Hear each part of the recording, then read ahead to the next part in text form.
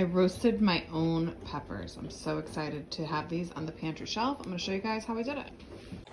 I just turned the tea kettle on and now we're going to get these jars filled up. I had de-skinned these and put them in here. Another thing I did was I strained out some of the juice so that when we go ahead and put some of the liquid on here, instead of using water, I can just use some of this pepper juice.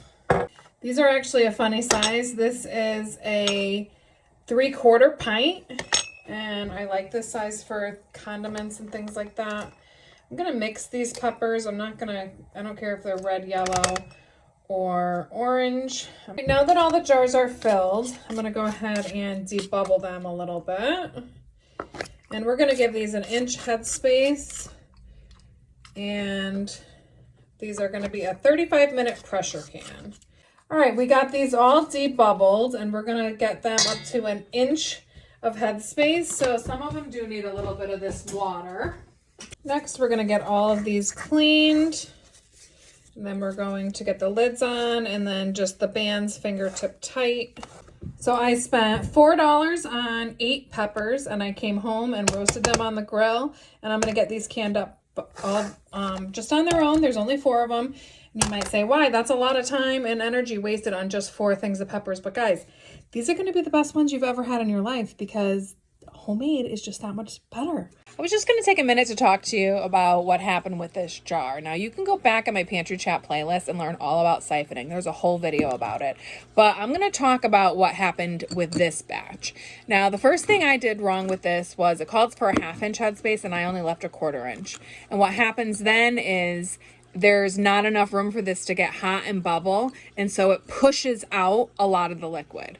Now that's not siphoning, that's pushing it out, but that is a way to lose liquid.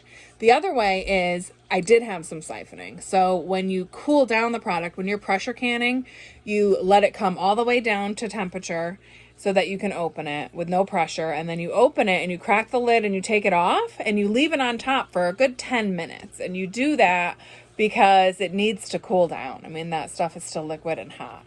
Then you take the top off and then you give it another 5 minutes and then you take the jars out. So it's cooled down for 15 minutes before you even take it out. I didn't do that. I was in a hurry. I was going somewhere. So I cracked it as soon as it was down to pressure, took the lid off, took my jars out, put them on the counter and left.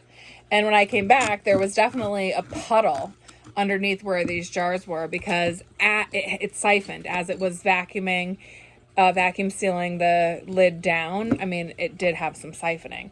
So there you go. I just thought I'd tell you guys that and let you know the product's still safe. I mean, it's still covered in liquid and I'm still going to say that it has an 18-month shelf life. I'm not going to leave it that long because this is so good. Like, we're going to eat this. I only made 4 of them, but I did buy peppers at the store this week because I just went to the grocery store today because we are not doing the pantry challenge anymore. We had no veggies, so I just went and did a full grocery shopping, and I have a couple canning projects coming up for you guys for this week.